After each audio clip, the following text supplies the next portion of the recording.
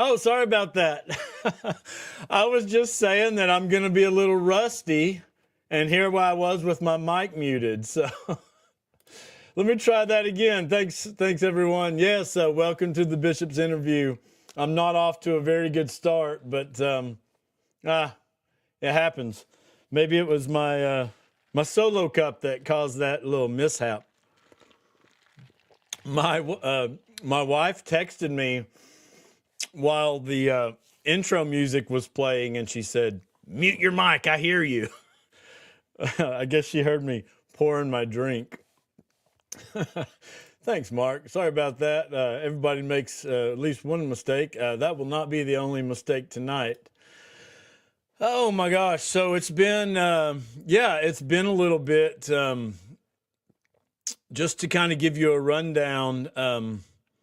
First of all, you see my eye? It's kind of jacked up. What's up, Finstead? So I had a little issue. Let me get to my slides. So this was last week at the funeral that I went to. Appreciate it, Ted. And you see my eyes starting to be like a little bit weird. Well, I got this thing where it was super sensitive to light. It was watery, and I had to sing at the funeral, and everybody thought I was crying, which I probably was, but it was just weird.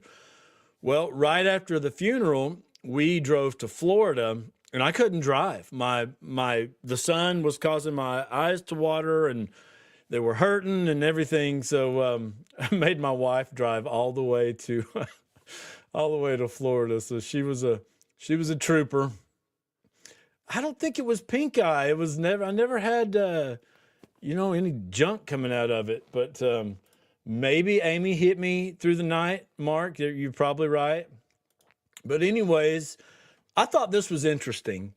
So I was going to shoot a wedding as my job. I'll show you a picture in just a second. But, okay, so there was a time when I was like, maybe if I wear two glasses, like I could block out enough light and be able to drive. So I try that.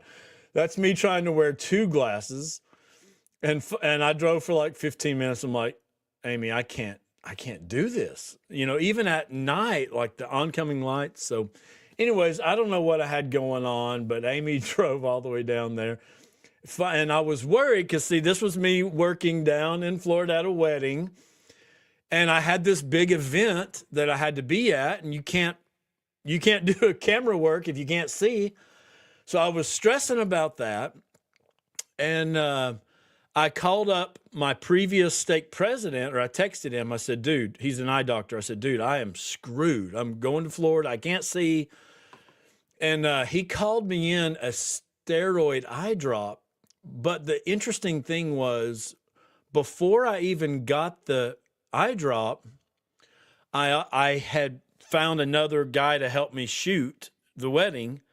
So I was like, I had help and I had medicine on the way. And finally, like after about 3 days of dealing with this, it literally magically went away. And luckily I didn't get some friggin' priesthood blessing or something first, or I would, be dealing with that. But no, it went away. And I was able to do the wedding and everything, but it was a little bit red. So anyways, let me see what else I have here. So the wedding was on Saturday. On Sunday, we went 2 hours south down to Miami. And this is where my friend, the bishop friend, was where he was bishop. And I have a lot to say about that, but I'm not going to talk about it right now. Thanks, Nathan. Now, he says that's a faith-promoting story. Well, I guess I'm just promoting. Well, this is what I'm promoting. I'm promoting the fact that when I felt like I had help, and I ended up canceling my help, but I felt like I had help shooting the wedding and medicine on the way, I feel like just that, knowing that I had some help, I feel like that helped solve the issue. And so I think a lot of times when it comes to blessings and stuff, it's just like a mental thing. Like, I'm going to be fine. And I was worrying about it and all that kind of stuff. So, hello, Cocoon No More. I don't think I've seen that name a lot, but you haven't missed much. I'm just talking about our weekend down in Florida. No, I was not healed by the priesthood. Okay. So we got to church. I haven't attended a Mormon church in 2 years, but I did attend this sacrament meeting, and like I said, there's a lot to say about this, but right now is not the time. However, I did take a picture with my buddy Bishop there, and you see my eyes still jacked up there. It's all looking all weird. But anyways, we took that picture in the chapel. I know that's a big no-no. So anyways, let me see here. So then we went on. My wife says, you made me drive all the way down here. Take me to the beach. So here we are. My gorgeous wife there. I can't remember what all beaches we went to, but we went to a few. And you know you're Exmo when you take a picture with your drinks. So here we are with a nice little what is it? The pina colada there in my wife will tell me where we're at. I can't remember where we were. Oh, appreciate that, Todd. Look at you repping the white shirt. Hey, when I show up to church, I show up in style. All right, let's see here. So let me see what else I had real quick. Okay, so that's pretty much, yeah, we were in Clearwater at that point. So yes, Mark, she is a doll. She's definitely a doll. Appreciate that. So we had a big long weekend, and I've been missing you guys. So we got back today around 2 o'clock. Yes, Lindsay. So I went to work for a little bit, and here I am. So anyways, so today I wanted to talk about some conspiracy theories. Now, did anybody get your what is this, tinfoil hat? Some people told me they was going to round some up. So my wife made me this. I think I looked up what that was all about. I was looking up, conspiracy things. And all right, let's just get this out of the way. In the chat, tell me, we're going to talk about church conspiracy shit, but tell me a conspiracy. I got to take this off. This looks ridiculous. Tell me a conspiracy theory that you guys get on board with, just for kicks and giggles. I'll say that the moon landing stuff I've always laughed at. I still don't buy into it, but I watched a pretty interesting podcast the other day. Oh, this one says birds aren't real; they're drones. You don't believe that, Landry, do you? Wayne, you love the topic. You got any conspiracy theories up your sleeve? Oh, here we go. Trump is a Russian agent is the theory I'm going with. Oh my gosh. There's so many. There's so many. Oh, Mark says, Lindsay, you're a hottie too. Yes, she is. She's taken, but she is a hottie. She's my sister though. She's still a hottie though. I'm literally downstairs LOLing over that hat that you made me. Cain is Bigfoot. I was taught that. All right. So, yeah, lots of conspiracies out there. Okay. So, when I looked up deny, because I named this, I am a denier.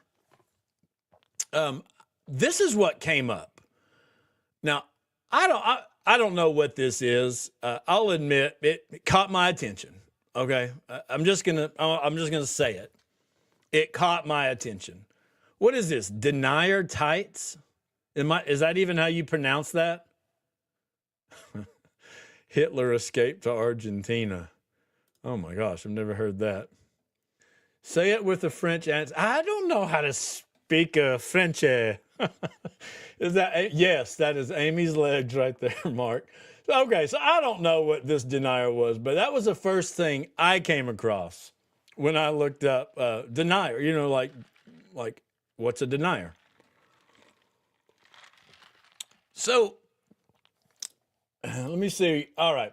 So let me get into what I kind of want to talk about. At the end of this podcast, I'm going to bring in someone. I suspect they will probably tell me either why I'm wrong or why some of my perspectives don't work for them, or who knows, maybe I will have some converts. We'll see. DENIER, Lisa says. Oh, okay. DENIER. I guess it's not denier. All right. So first of all, I'll admit I am a conspiracy theorist. About like the global Earth flood. Just to be brief, I'm a denier. So I can put my hat on if you want, but I just simply don't believe it. We could go into why. We could talk about there's only X amount of water. We could talk about you'd have to go to the highest place on Earth, and whatever that is, Mount something, and then you'd have to have that much water, and then you'd have to add an inch more so everything can be. And I don't believe that. So I'm a denier. I deny that. But I'm not really here to talk about that. We got people talking about Bigfoot and whatever this is. Elvis is alive. Oh, have you seen that preacher dude? Is that who you're talking about, Janine? That preacher dude that looks just like a white-headed Elvis? I think he looks too young, though, for what Elvis would be. Anyways, so let me keep going. Okay. Anybody that's read the New Testament has come across talking donkeys. I'm sure you've seen the story. I'll just be brief. I don't believe it. I deny that. So I am, once again, a denier of talking donkeys. Just that doesn't jive with my thought process with, like the Shrek ones. Of course, it's in our Bibles. But I don't know. Maybe people say that's supposed to be symbolic or something. But you guys know me by now that I was black and white. So once upon a time, yeah, Mark. Once upon a time, I probably would have said, well, yeah, God can do anything, so he can make the donkeys talk. I don't believe that anymore. let me go to this. I'm a denier. All right, let me see. All right, let's get into some Mormonism stuff. So, magic seer stones. We get this not only in the Book of Mormon. We get it, with the Jaredites, and they have light. They're going to give light to the boats. There's another situation in the Book of Mormon where somebody's getting something off of some message off of a stone. I can't remember exactly what that one was. Specifically with Joseph Smith. I do not believe that he was able to find treasure. Of course, we're told that he never did find any. We can read about him even saying, that he couldn't see anything on that rock and all this kind of stuff. I do not believe that. I think it shows that he was willing to lie, to deceive, and we know that he spent time in jail, or at least was convicted over that. So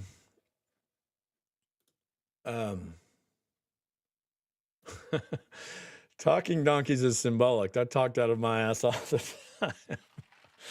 Oh my. Now, this is an interesting part of this claim, though. We have people who are faithful, believing members, just like this Ward Radio episode, and interviewing this lady that says she claims Joseph Smith was not a treasure digger, and that's Hannah Stoddard.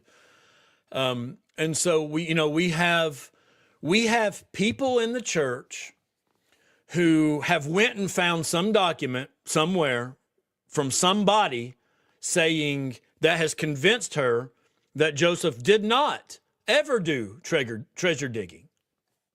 Okay? Oh, hey, Maven. Oh, welcome. So, this point is going to play into where I want to go with this conversation. But the point is, the church tells us Joseph did do treasure digging with a seer stone. However, there's a subset of people, there's a group of people who are saying, no, he didn't. I did an episode on my channel, and I called it I Defend the Prophet to Ward Radio. And so basically Ward Radio was saying, I can't believe people are saying, that Joseph had this seer stone. And I'll be honest, I do not understand this position.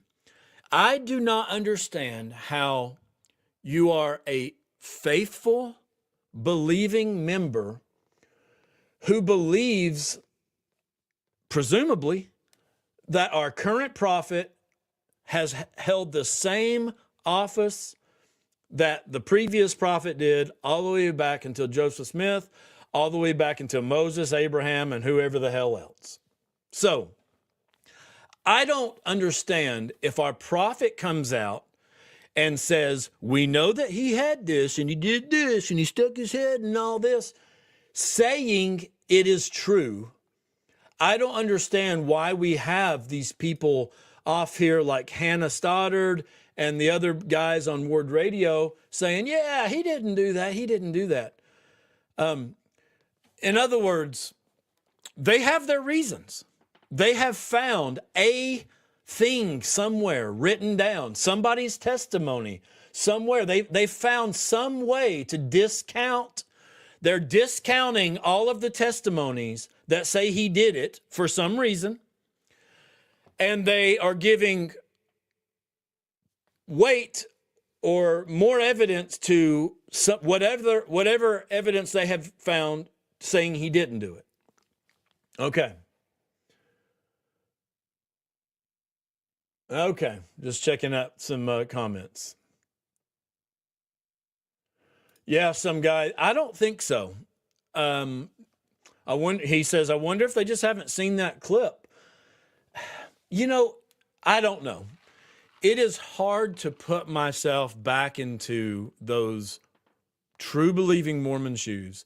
The one that even when I was sent from the church a survey to take on the gospel topic essays, they asked me, I still didn't want to read it.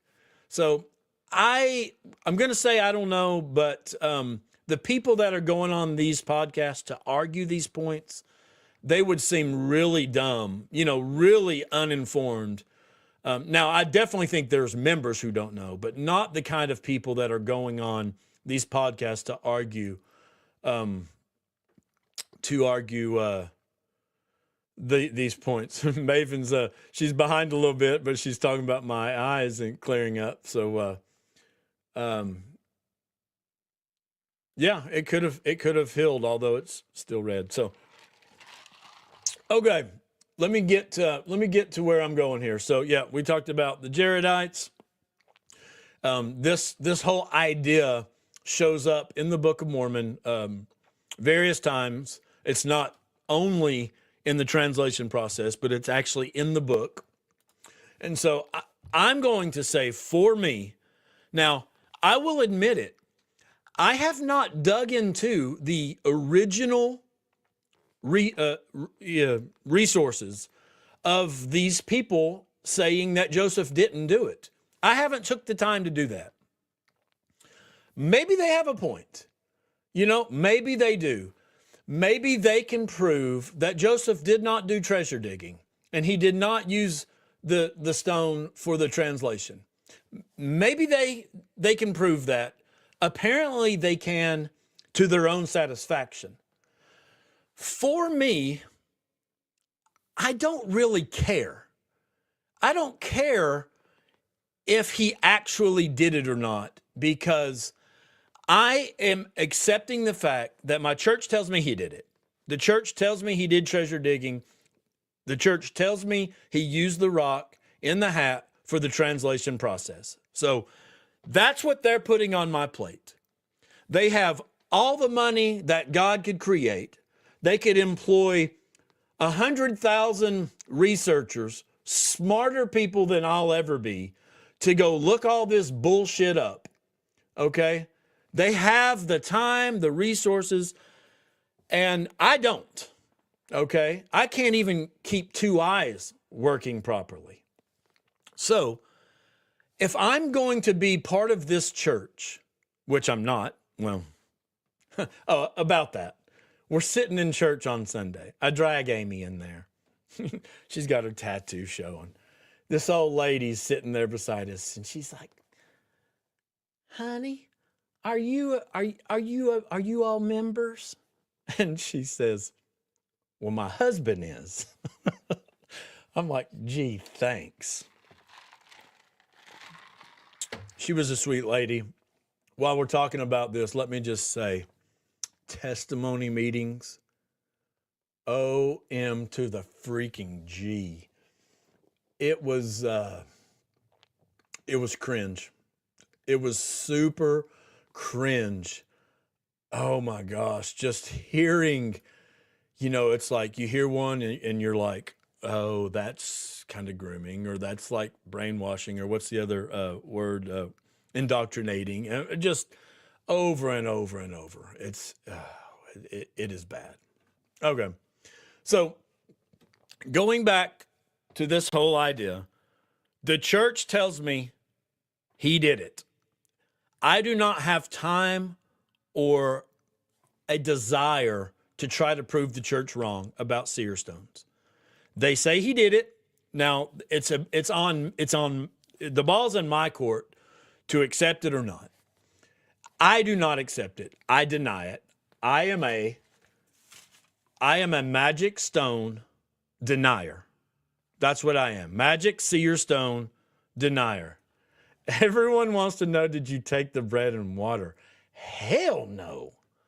No, they brought that shit around and I said, nope, not interested. Okay. Let me go on. First vision. To put it brief, I deny it. I deny that the first vision happened the way my church tells me it happened. They have done the research as the professionals, as the people who have looked at the documents, and they have said, here you go. This is what we want you to believe. I don't believe it. Now, if someone said, "Oh, no, tell me why you don't believe it," and that would be, I can see where you're going with that. So let's explore that just a little bit. Why I do not believe the first vision? Well, first of all, I don't believe in all of this, angelic people, personages appearing. I just don't think, if God exists, that's not what he's doing. However, LDS Living has acknowledged in this article 3 ways the restoration actually started before the Sacred Grove. Well, they acknowledge that at least 20 people besides Joseph Smith saw God and or Jesus Christ as a man, and in a majority reported the vision came in response. So even LDS Living is acknowledging that in Joseph's day, at least 20 people claimed to see God. So what do I make of that? I make that it was kind of like what I see Baptists and other preachers around me doing today. And if you guys follow me on Facebook, I've posted this crap like crazy lately. But they'll be like, God told me that this is, that this group in this part of the country is going to save, Christianity. And it's like this God told me stuff, and it's like, well, let's stop after the first 3 words. God told me. How did he tell you? Oh, let me guess. You had a feeling, right? So I don't know what was going on back then. I do not believe that God appeared to 20 different people and or Christ.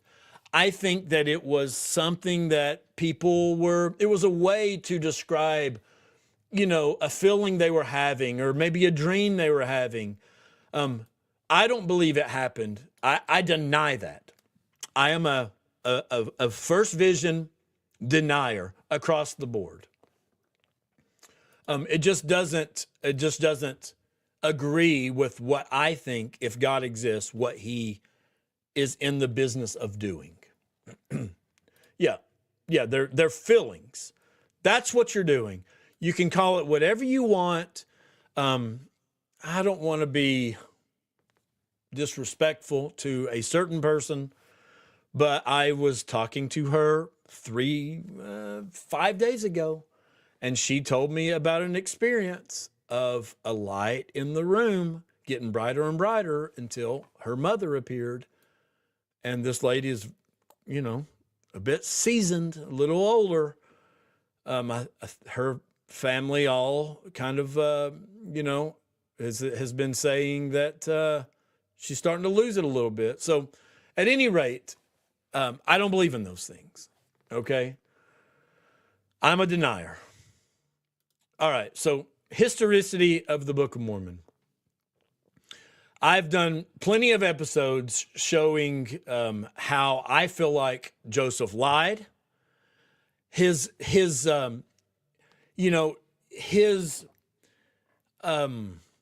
character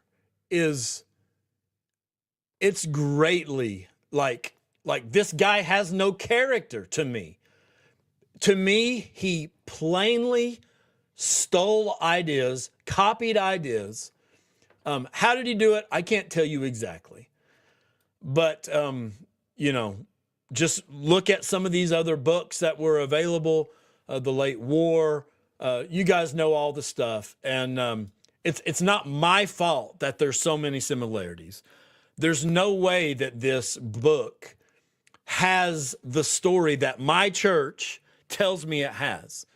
Now, I will admit, I have not dove in and looked at all of these original documents about it. I've seen a few other books that convince me that there's no way that this book is legit. It's not historical. I don't believe there were any plates. I think that shows that Joseph was a prick for isn't there a story about Emma holding or something the plate, like he's tricking her? He's, what kind of husband does that? He's so I don't believe there were any plates. I deny that. I am a plates denier, golden plates denier. I deny now, look, I don't deny that there's some good parts of the Book of Mormon, but I deny that the Book of Mormon is that great of a book. I think there's just a lot of subpar stories in it.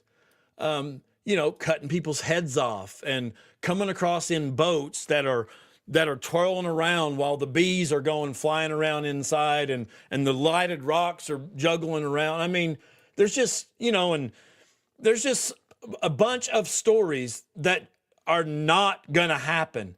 building this boat in the amount of time with the materials that they had, transcontinental, crossing way before anyone else was. I mean, all of the reasons why the Book of Mormon has problems. Okay. I deny that it is historical. My church tells me it is. I deny it. I'm a denier. All right. Let me see where I'm going here. Okay. The priesthood restoration. Look, each one of these topics have been covered so much on Mormon Stories, on Mormonism Live, Radio Free Mormon, so many different, yeah, Janine, I know I still say that. I still say that because I am still a member. Why am I a member? Because I want to speak out as a member. But yeah, I get it. Bishop, I think you're talking about how he told Emma that if anybody looked at the plates, they would die. Yeah, I remember that one. There's some story about Emma protecting the plates, something about her filling them through that. Yeah, whatever it is, I don't really care. He had lied, in my opinion, to lots of people about the plates, and that reflects on his character, to me. All right. Yes, this John Larson transcontinental voyage. Yes, I watched that. I mean, you can take any part of it. You can take the fact that the cover of the Book of Mormon says the name Jesus Christ. That's already a problem. I mean, it is just chock full of problems if you're going to get into it being a historical book. I don't believe it anymore. I believe that shows Joseph's willingness to lie and to deceive people for a gain. Now, the priesthood restoration has tons and tons of problems.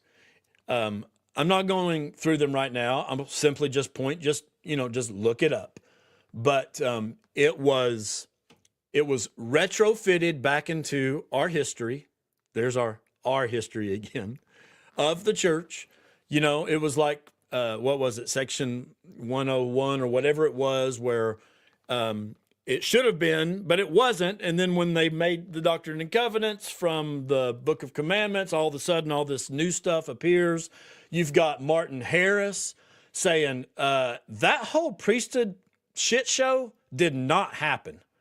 Like, that came from Oliver, that came from what's his name?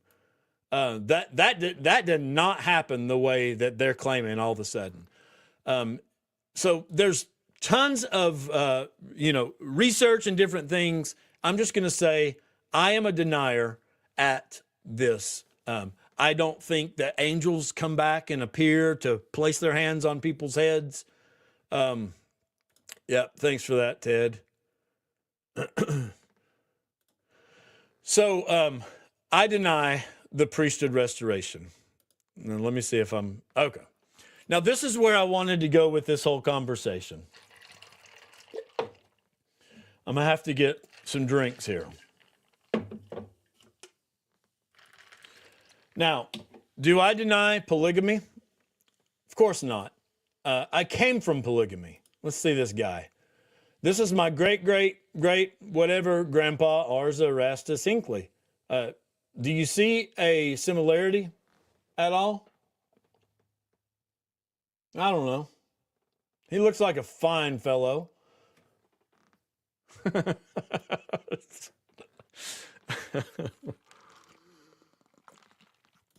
Yeah, thanks, some guy. Okay. Yes, polygamy is a hot button. Yeah, that's what we're going to. That's what we're going to. So, Todd says definitely. Definitely, there's a similarity. Okay, so I come from polygamy. So I don't deny that it happened, of course. Dad's talk. Okay, so real quick, my dad's giving a talk at church. It's a pioneer day. He says to the whole family, everybody come on, I'm giving a talk. So there we are in 2 or 3 rows, at church, and dad's talking with great, just with great, what's the word? With great pride. He's so proud of his Mormon heritage, and he talks about, this, our great great grandpa, and he's riding this girl on his lap, and it's a shit show of a story, but here, spoiler alert, he ends up marrying the little girl that he was riding on his lap, years later. It's a terrible story. Well, we get home, my wife's like, I'm like, yeah, it was an awesome day. And my wife's secretly like, there must be something wrong with me. Like, I hated that story. And so, yeah, exactly. Yeah. Terrible story. Terrible story. So, of course I don't deny it. But do I deny Joseph's polygamy? Now, let me go ahead and say from the onset here that I have posted about this 3 or 4 times on my Facebook, and each one of those has 2 or 3 or 400 comments. I understand that there are some people who are just completely interested, bought in, believing, and it's emotional about it. Okay. Now, just so you know, I have spent well over 10 hours recently refamiliarizing myself with this topic. Now, most of us know that Michelle Stone was interviewed on Mormon Stories. It was a pretty kind of a lot of people talking about it. Let me say right now from the start, I thought Michelle was delightful. I thought she was, and I messaged her. I said, "Hey, you were great. You did a great job." So I did watch that full, what was it, 5-6 hours.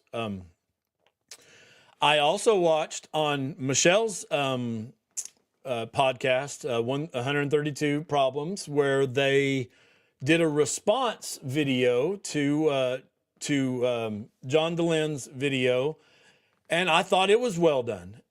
They pointed out that some of the sources they used were not good sources, and they had their reasons. And so I've watched that. And most recently, this was on our drive yesterday, I think. I watched RFM's podcast where he named it "No, Ma'am, That's Not History," and he is addressing some of these points that Michelle brings out. So I am familiar. Apart from, I got to get rid of this comment here. Hold on. Apart from these 3 podcasts, let me say that, and I'm just going to be honest, I absolutely was converted in Mormonism to Joseph Smith. That's where my testimony was at. Most of you guys know that I used to lead stake-sponsored firesides telling Joseph Smith stories that I got almost exclusively from Truman G. Madsen.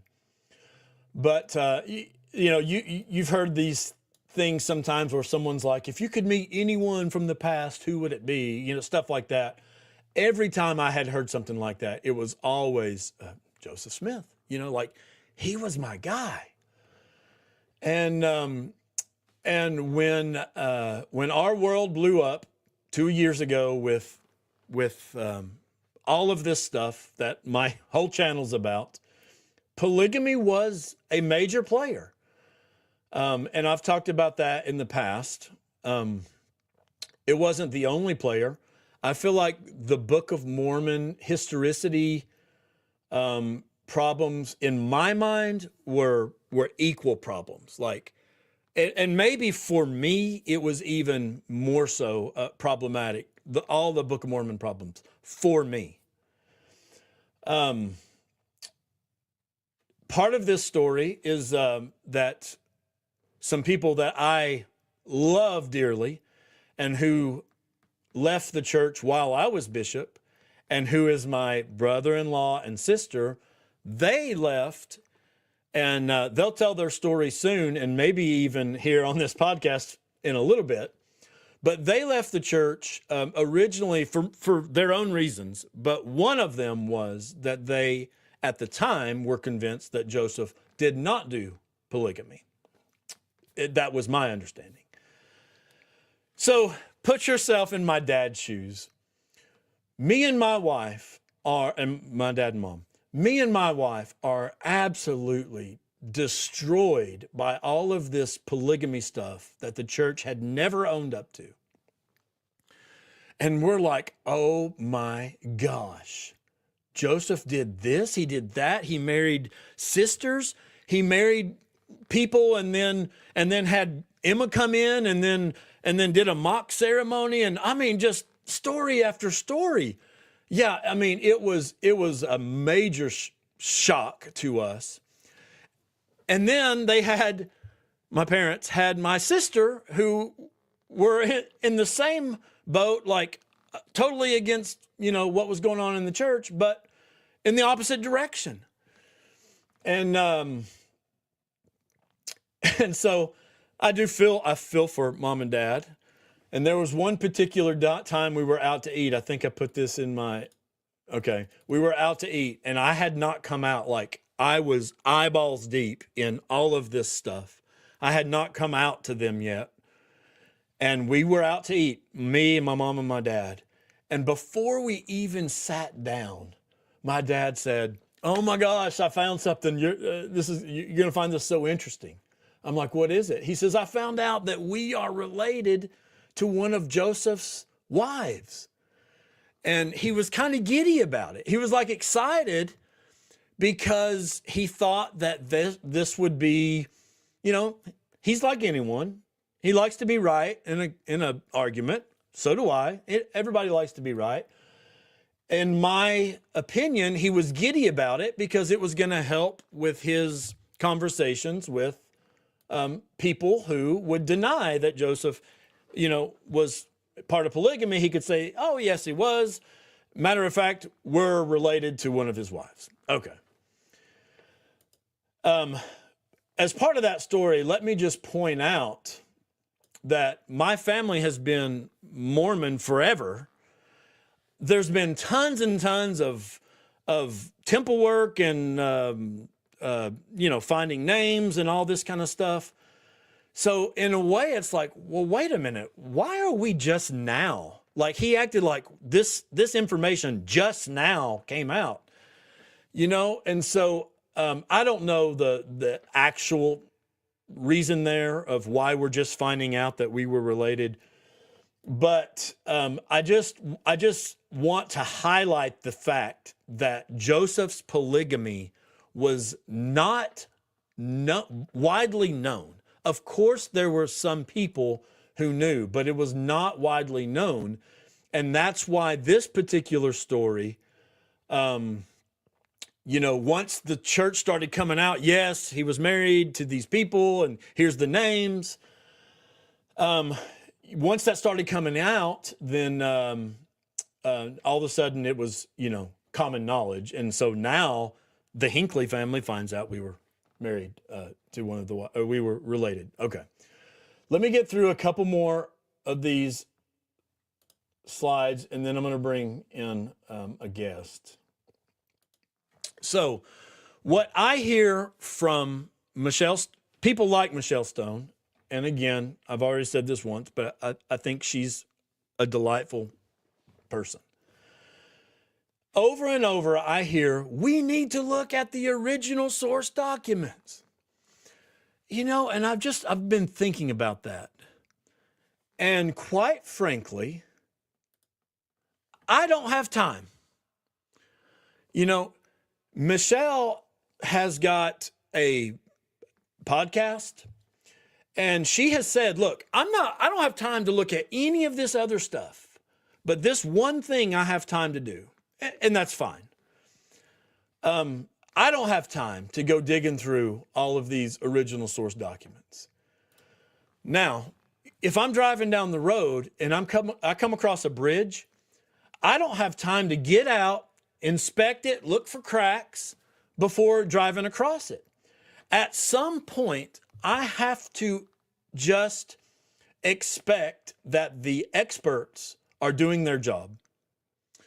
And if I get to the point that I feel like they're not doing their job, I'm just not going to use that bridge anymore, right? But I don't have the time to go verify and do all of the stuff that needs to happen to make sure that bridge is safe. No, I'm going to trust the experts. They say it's safe. If I determine for some reason it's not, I just won't use the bridge. I talked about the dinner. So, in a sense, this issue of Joseph's polygamy, to me, it doesn't matter. And it doesn't matter because Russell M. Nelson holds the same calling, the same authority as Joseph, as Brigham, as everyone. So it doesn't matter if it was, to me, if it was Joseph, because it was Brigham. Fine. Or it was, John Taylor, or it was Wilford. Like, it doesn't matter. I don't know who was it that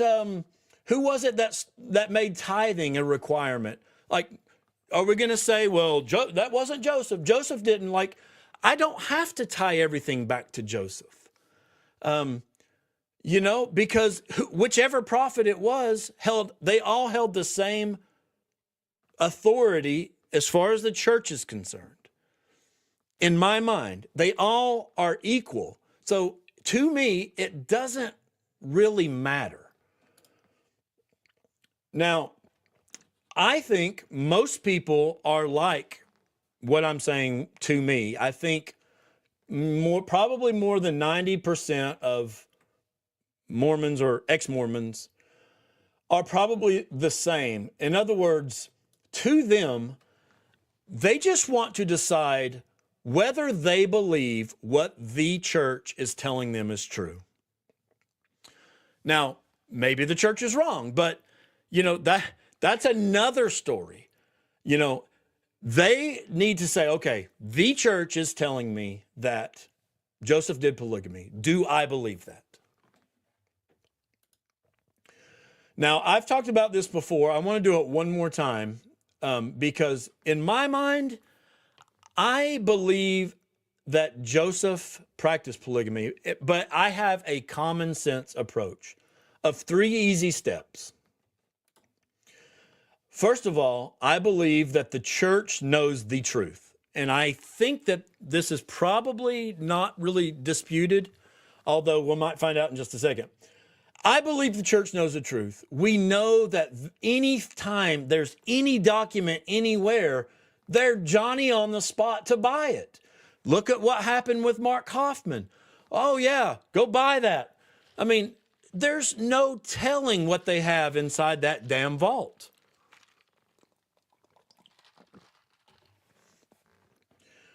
I don't believe that there exists a scenario where the church actually doesn't know the truth. So if someone challenges that, that's okay. But I believe they do know the truth, first of all. Number 2, I believe the church would absolutely love to clear Joseph's name. Let's just look at what they've done, even recently with Brigham Young. They come out with a whole gospel topic essay about racism, and they pin it on him. They're like, yep, Brigham, terrible guy, racist guy. He gave in to the racist teachings of the time. They just absolutely call him out, throw him under the bus, whatever, rightfully so. But, you know, they just call him out on it. Not only racism, look at the Adam God theory. Brigham Young had it taught in the temple for what, 50, 60, 80 something, a lot of years. It was absolutely taught as church doctrine. What have we done now? We've said that he was wrong and he was misunderstanding or misleading the people. So on these two things, the church has come out and they've pinned it on Brigham and they said he was totally wrong. And so if they could do that and clear Joseph's name, how many people are just like my wife and I, and many of you who have left the church, not entirely, but as a major player over this thing of Joseph's polygamy? I absolutely think that the church would love to clear Joseph's name. After all, we sing praise to the man, to Joseph. They could easily put that on Brigham. What was I going to say? All right, I have another slide to help me here. To finish this thought, the church knows the truth. They would love to clear Joseph's name, but they don't because they can't. And, you know, I'm not basing this off of source documents. You know, like we have source documents for all of these things I've talked about. We have source documents for the first vision, but I don't believe it. We have source documents apparently for, you know, the priesthood restoration, but I don't believe it. We have source documents apparently, you know, for the Book of Mormon, but I don't believe it. So I'm not worried about source doc. Anybody can say anything. And on whichever side you're on, you're going to discount all of these documents and you're going to trust these. And then if you're on the other side, it's going to be the reverse.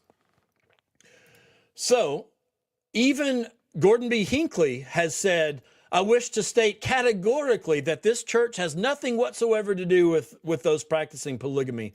Like, our church is completely willing to just absolutely, and I know, we all know that Nelson is married to two people, Oakes is married to two people in the eternities, but the church has no problem in saying, yes, you won't be forced in it. Like, they are distancing themselves from the teaching. And I believe in the near future, Oakes will probably say that it was a temporary commandment and will be done for good with the whole polygamy thing. But that aside, what the point I'm getting at is the church could easily say, in my opinion, that this was a Brigham thing. If it were true, they know the truth. They would love to clear Joseph's name, but they don't. And instead, what have they done? They've come out with cartoons showing that Joseph did it. And so I talked about this. We sing praise to the man. This is a point I want to bring out. The church has tried to come clean recently on some things with the gospel topic essays. They're losing all these people. They're like, oh crap, what's going on? We got to stop the bleeding. So they come clean and they're like, okay, guys, he did it, you know, and they write this stuff. They hide the gospel topic essays. It doesn't make sense to me that you're going to do something to stop the bleeding, but at the same time, open yourself up for another round of bleeding. When, you know, if the church, what I'm getting at is if the church knows that Joseph, if the church knows that Joseph didn't do it, but they say he did, then they're opening themselves up for another round of bleeding when people find that out. So to me, as just a common sense approach, the church was like, all right, we've got to come clean. And so I believe the church knows the truth. They would love to clear Joseph's name, but they can't, so they don't. and they would love to just come clean. And instead of clearing Joseph's name, they put out, cartoons and all this stuff owning up to it. So, in my mind, Joseph's polygamy, I don't believe that this is the way that God operates. I don't believe that the church tells me that, that God intervened, that he sent an angel to force Joseph to do it. And all I can do is take what the church tells me and decide, do I believe it or not? And I don't.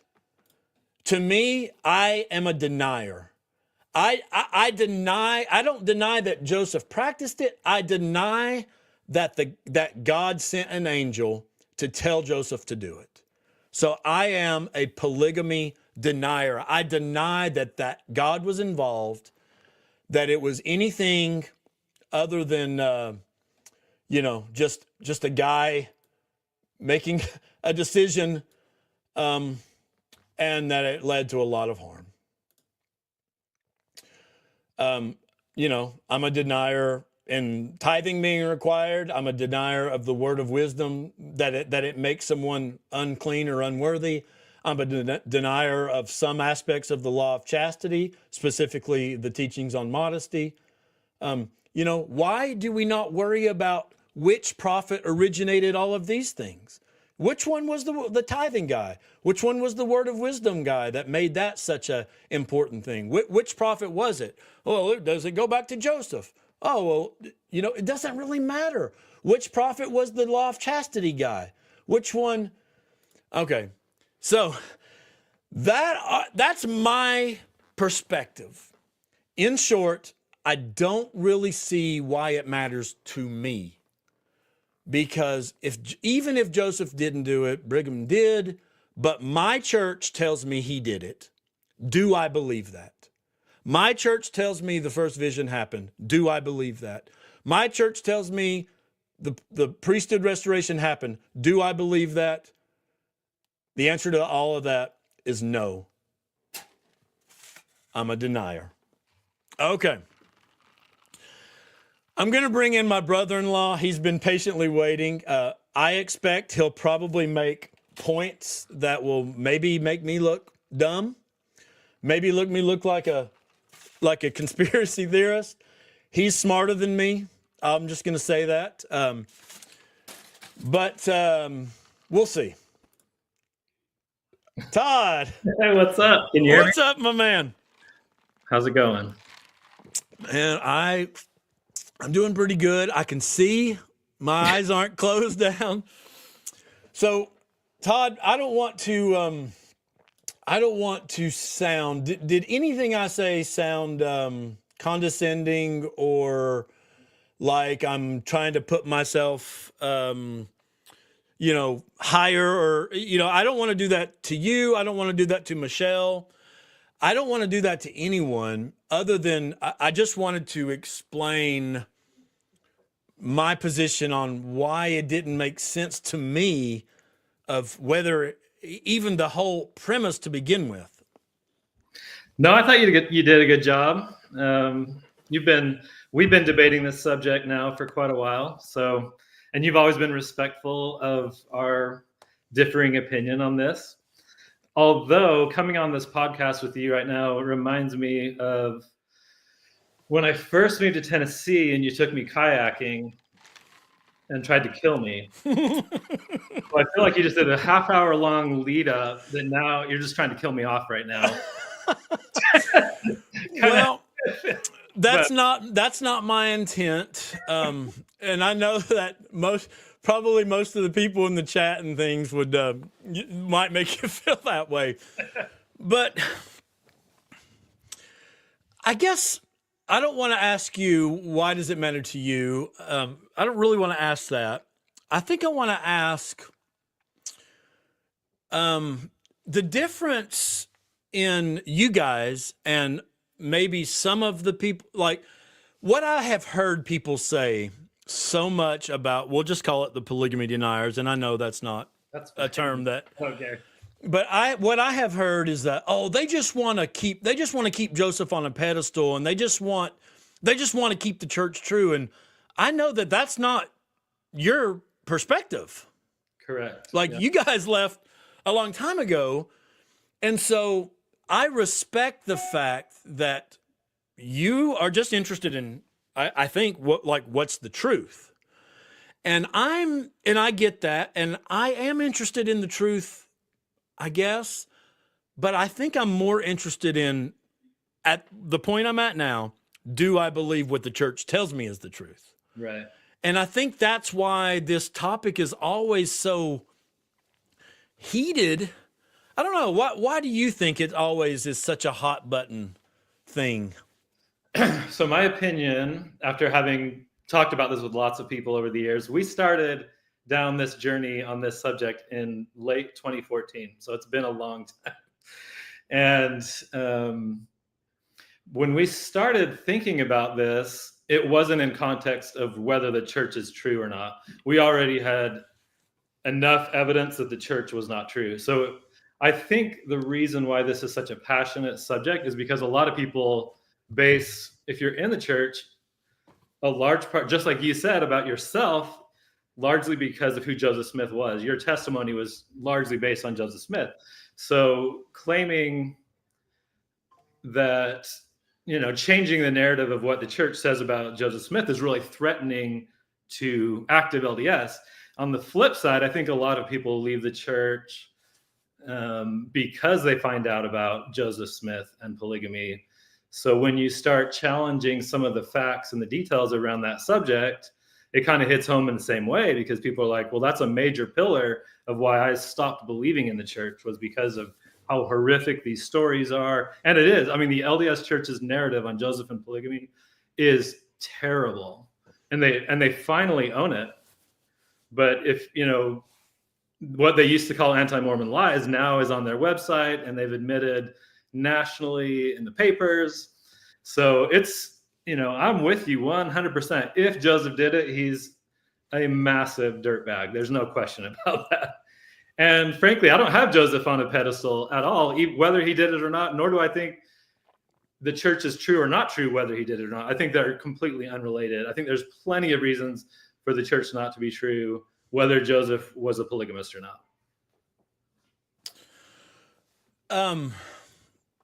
Yeah, for me, when I, started finding the Book of Mormon problems, it was just like another chip at like the character. Like I had him way up here, he's done more for mankind than anyone save Jesus only, and all this stuff. And it's like, oh, the Book of Mormon seems copied in a lot of ways. And, oh, the first vision is just like 20 other people of his time. And, oh, the stories of his dad's vision, of the tree of life are showing up in the Book of Mormon. It's just like, it's just another. It's another one of the many reasons. One funny story about, you mentioned Truman Madsen earlier.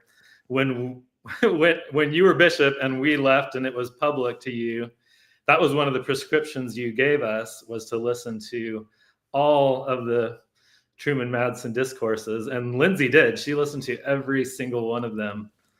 And you were a big Joseph Smith fan, a huge Joseph Smith fan. Yeah. So you asked a question the other day, and I think you might have basically just said this, but basically you said, if people are leaving the church we'll just say over Joseph's polygamy, like they didn't know it, now all of a sudden they find out that he did it and they're leaving,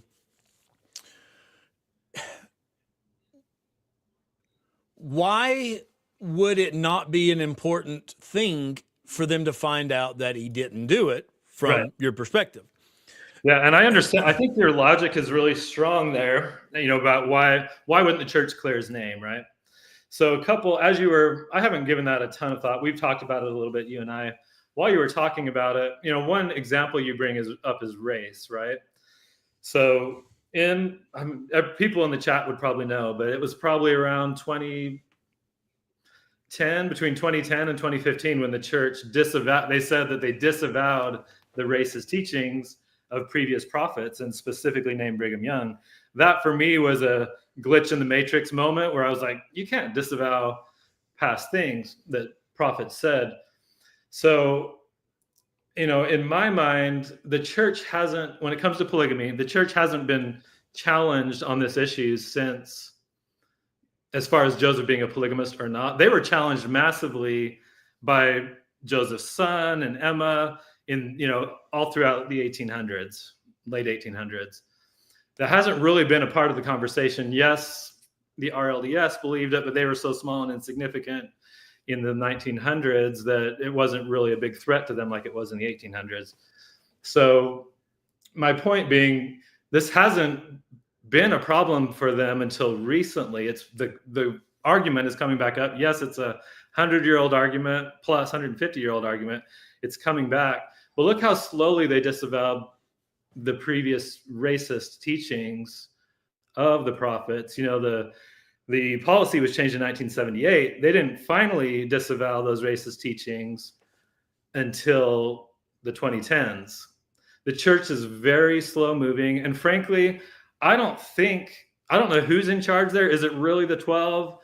Do they even know what's in the vaults? Are they paying attention? I know that about 5-10 years ago, one of the apostles sat in front of the Nauvoo temple and talked about polygamy because a lot of people were leaving the church over it. And on either side of him, he had a couple of historians. I think he had Matt Groh, if I remember right, and another one. But anyway, it was clear during that presentation, he didn't know anything about polygamy, which is why he brought these two church historians, and they were the ones answering all the questions.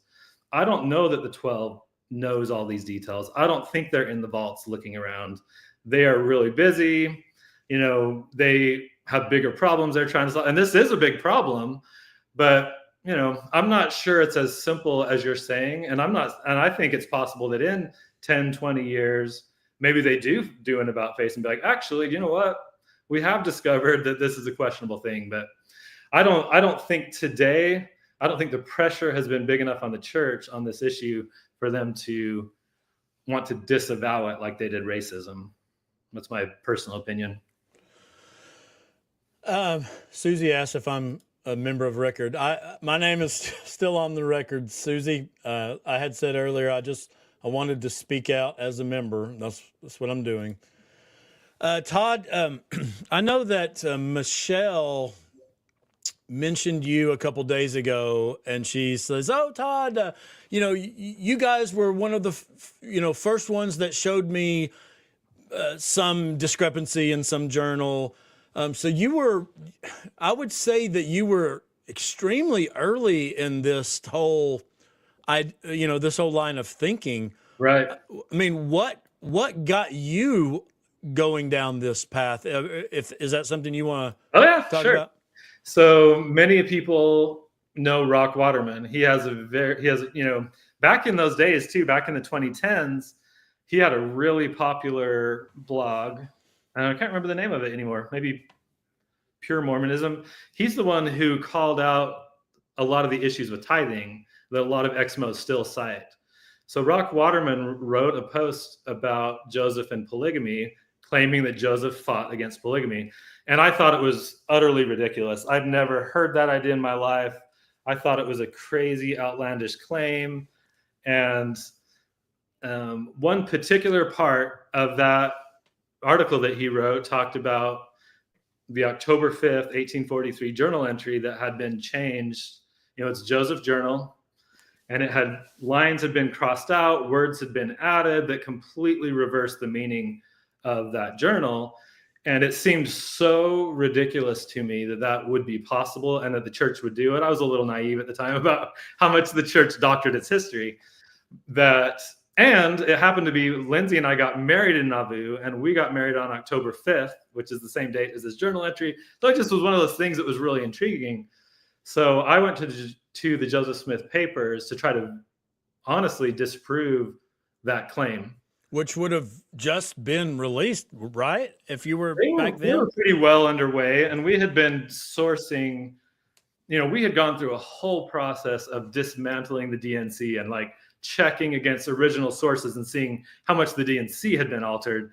So we were used to dealing in the Joseph Smith papers, and it was a great resource because you could see the original documents. So anyway, in 2014, 2015, when we looked that up, it wasn't there yet. The original journal entry was not scanned in yet. But it's on a historical draft from the mid-1850s where you can see George Albert Smith and a bunch of historians were recopying Joseph's journal into a historical draft. And sure enough, they crossed out those words, and you can see where they hand wrote them. It said "to be revised." And that was just earth-shattering to my perspective at the time, to where I'm like, okay, that's enough evidence for me to say I need to look into this and see if this holds water. And surprisingly, because again, I was highly skeptical of the claim, it seemed utterly ridiculous to me, having known that, polygamy was always hush hush for us growing up, but I knew Joseph was a polygamist. So the claim that not only was he not a polygamist, but that he fought against it seemed crazy to me. But the more I started digging into it, the more I saw that for me, as I looked into the evidence, it all kind of crumbled underneath my feet. And to me, I went through, this was a 2-year process, and I did it with a friend of mine who we challenged each other. I would bring up a source and he would bring up the opposite, and we would debate it and discuss it. By the end, both of us were very convinced that the evidence more was more persuasive that he didn't practice polygamy, which was a shock to us. And, I still believe that. I don't really care anymore. Kind of like you don't care. I don't think it's not a passion of mine. It was there for a few years. I don't really care. And I don't know that it matters all that much, kind of like you're saying. But it was a fascinating exercise back in the early, 2015 timeframe to go through and look through sources. And I did have the time back then. One of your points was, I don't have the time to go look. Well, I did. I read every word of Joseph's own journal and William Clayton's journal and every source. And I debated polygamists, and I debated church members for 10 years on this subject. And I had I don't have the time anymore to dig that deep. And like you, I cross a lot of bridges and just trust people that built them. But this is one subject that I dove really deep into personally. And my opinion is, looking at the data, and the way I'll let just know my process real quick was that I kind of erased everything I ever knew. This is what we did with the church too. We followed the exact same process when we deconstructed from the church. Forget everything go back to the original sources, rate sources based on their reliability, and then weigh everything in the balance and see what shakes out. I think it's 100% possible that either narrative is true. So let me change directions just a little bit. Yep. So we have, on the polygamy debate, we have this whole thing where the church says he did it, but there's lots of people now saying, no, he didn't. On seer stones, we also have the church says he did it. Now we're starting to see some people, especially on Word Radio, who are saying, no, he didn't. He didn't do it. Maybe we're going to find out, find in another couple of years, people saying, you know what? Joseph never made the first vision claims. He never made that. That came from so-and-so's, journal, and Brigham changed that. And, he never claimed the priesthood restoration. You know what I mean? Like, why is it just this one thing? Is there anyone looking into source documents of the, of the first vision or the priesthood restoration to say, actually Joseph didn't claim that? Because now it's pretty easy. It's pretty easy what I've seen to just say it was a lie. It was added after the fact. But I haven't seen anyone trying to say, keep Joseph up on the pedestal and say, actually, he never claimed that. This was so-and-so saying that he he claimed that, but he never said that from his own mouth. You see where I'm kind of going with that? Yeah, Like, 100%. And honestly, we did do a lot of that because, again, our process was, all right, we believed all along in this first vision story. And so we would go back on the first vision and we would try to find the most reliable information. We just questioned, why do we believe this? Where does this belief come from? Why do we think this happened? And, I did that for the first vision. And I came to believe that, like everything, I didn't believe the church's narrative on it. I didn't, the way they said it happened. I saw that in 1837, when Kirtland was in upheaval, that suddenly the claims became different around the first vision. And Joseph Smith rewrote his history. And it looked like he was trying to coalesce people after the banking fraud. And there was motivations for the way he said things and the things the church was doing, as is to be expected. That's how humans work, right? right. So, I've said this to you. In fact, I wrote this down because you mentioned this to me the other day.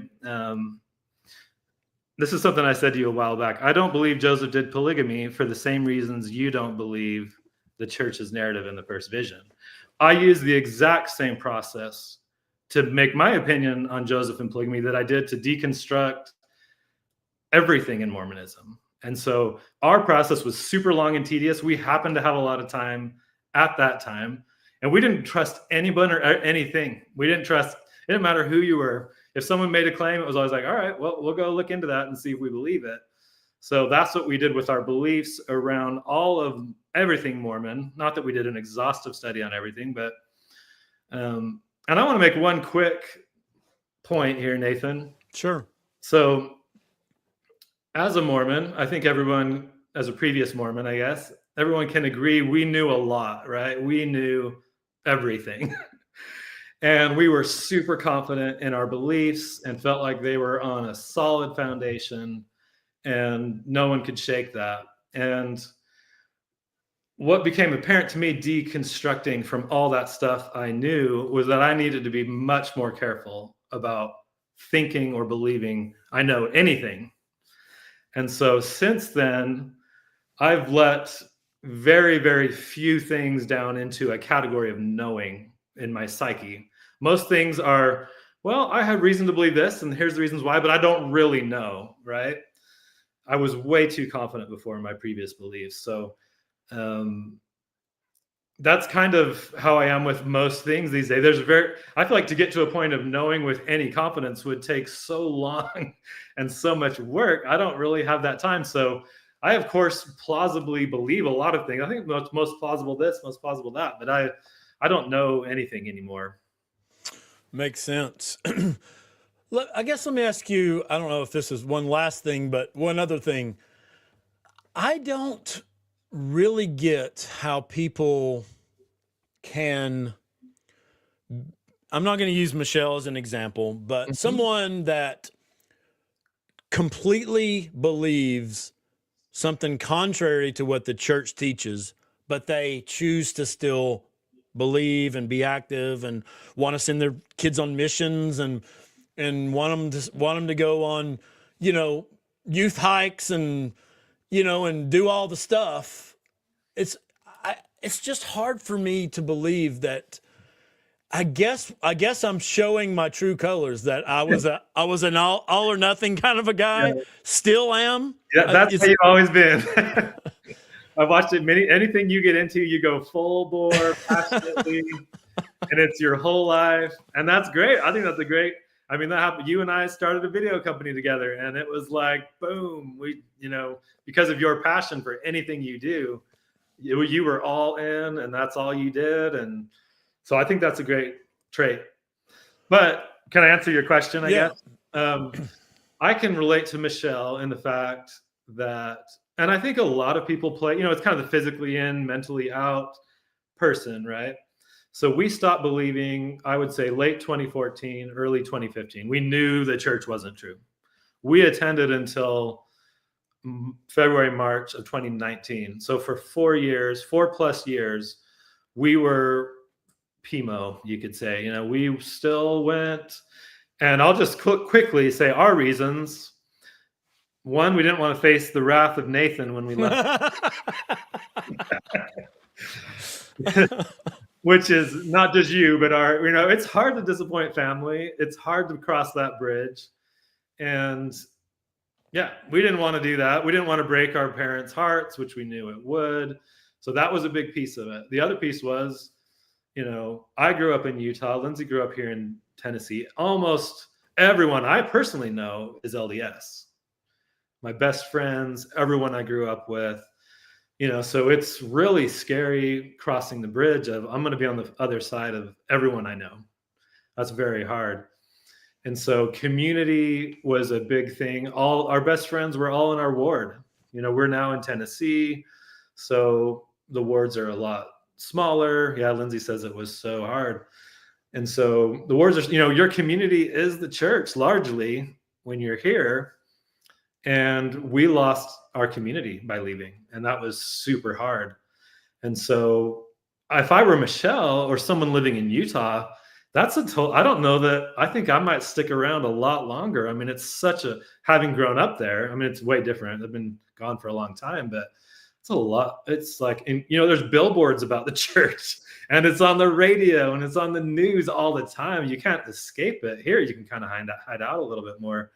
So I would understand trying to make it work to kind of live in the society that you live in. So I get the point you're making about the PMO point, or just trying to make it work. Yep. And I don't want you to speak for someone else. So Yep. again, I'm not referring to anyone in particular. Sure. But do you think a person living in that space would say that they know the church is true? No. Okay. Absolutely not. I think people who live in that space absolutely know the church is not true, but stay for community, family, social reasons. And that's what we're in. Do you think a person in that space would think that what would they think is true? They might potentially think the Book of Mormon is true? Sure. The LDS Church doesn't own the Book of Mormon. And so you can certainly believe parts of Mormonism and not believe in the Brigham Church. In fact, I think part of our story was the Book of Mormon led us out of the church, but not for the same reason it led you out of the church. It's because we read it with fresh eyes and realized that the church, the modern LDS Brighamite Utah church, was directly in opposition to the Book of Mormon, in our opinion. So we were like, we choose the Book of Mormon over the church. That was our original exit. So I think you can believe in lots of parts of it. And that's the impression I get from other people I've seen online, is that, they might believe Joseph was a prophet and then it went bad from Brigham. That wasn't mine. I thought Joseph went off the rails early on in his life, but for other people, they still believe he was a prophet till he died. And then Brigham made, and there's a lot of, I've crossed paths with so many different people in Mormonism and the different factions that still exist today. And, you can believe in parts of it and not believe in the Utah church, for sure. Interesting. Well, I think that's all of the questions I had around this topic. I know that we would all love to just dive way more into your story and my sister's story, but we'll save that for another day, and maybe even for another channel. That might happen in the future. But either way, I want to just take this opportunity to say to you and Lindsay, thank you for loving us like you did. I was just looking at my text to my sister the other day, and I said, oh my gosh, I'm at the lowest of lows. And I can't remember now exactly what I said. And she said, do you need to talk? And you guys, you guys had every right to kind of be like, you're hurting, how about us? We've been dealing with this, I'm going to say alone, as far as the family's concerned. We've been dealing with this for years, and all of a sudden you're going to come, you didn't have any of that. You guys were loving, I'm here for you. And all I can say is a huge thank you. And I love you guys. Well, we love you guys too. And we're going to talk about this on your channel, but we want to talk about our exit and how that all went. And regardless of, I always appreciated your passion and how one thing I want to talk about in a little bit more detail is the deafening silence of leaving the church. Meaning so many, our ward members, most of our friends, most of our family didn't say a thing to us. We suddenly became, lepers, untouchable. Whereas you had the courage in where you were at that point to try and save us and to directly engage us. And, whether I always found that respectable. And I think I've told you that before, that, I know that came from a place of love and concern for us. And so, it's, we're grateful for that. You said a few things to Lindsay then that she may not be so grateful about, but you're grateful for it, and it was hard. But yeah, we love you guys. All right, Todd, I'm going to let you go, but thanks for joining me and for that perspective. I respect it and think that we probably agree on a whole lot of it, and maybe not every bit of it, but that's okay. Agreed. Can I leave you with one more point that your sister made? Of course. I think she told me I could say this. So she listened. She's watching right now, and her call out was, it's kind of funny how everything you've talked about in this podcast that you deny are things the church says and believes, except polygamy. Say that again. Okay. No. I want to make sure I understand what you're saying. So the church, but the church does say that Joseph. Right. So you disagree with the church on everything. You deny all the things they're claiming, the rock and the hat, First Vision, the Book of Mormon, all of that, except you align with them and agree with their story about polygamy. Yeah, that's true. So that's your sister's point. That's a good point. And along those lines, let me also say on that, have you watched that podcast RFM did? No, ma'am, that's not history. Is it? He's responding to Michelle. No, I've heard many of RFM's arguments about polygamy, but I'll have to watch that one. So it's a good episode. I didn't like that he did refer to her many times as a conspiracy theorist, basically. Other than that, I thought he did a great job. And to be upfront and honest, he did say, look, we don't know. We don't know for sure either way. Yeah. I mean, I guess that's all I can say is, I feel like the church probably knows, or at least someone in the church in the vaults or whatever, but with what's available, I agree with RFM. I think each side is going to discount anything that doesn't support it and give more weight to what it does. But anyways, but yeah, Lindsay does make a great point. I do. I would say that's not the only thing that falls into that category, but I'd have to think about that a little bit more. Right. I think it's just what you mentioned tonight. She was, she made that kind of connection that seemed like that. Yeah.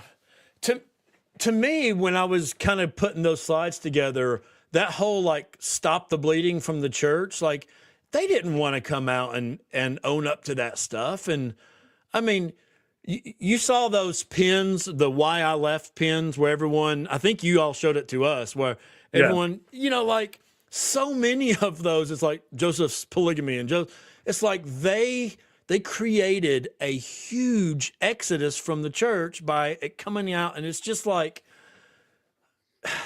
I just have a hard time believing that they're going to come clean on something, but yet not come clean.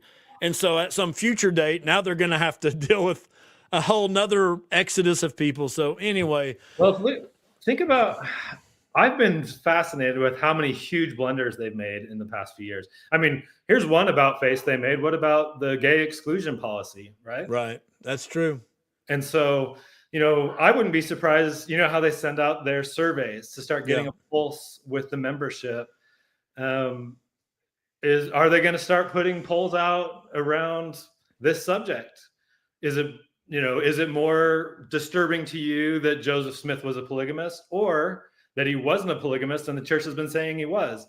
I think the church is extremely smart, but also makes some really big missteps that are shocking to me. I'm like, how do you mess that up? True. But they're navigating crazy difficult times right now.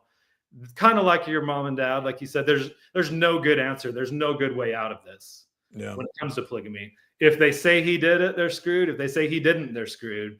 So you kind of have to, I think they're calculating all of the time, and they only make a move when they feel like it's in our best interest. We're going to lose less by moving direction. Well, let me solve that dilemma for them, and this will be my final thought. Okay. LDS Church, tell the fucking truth.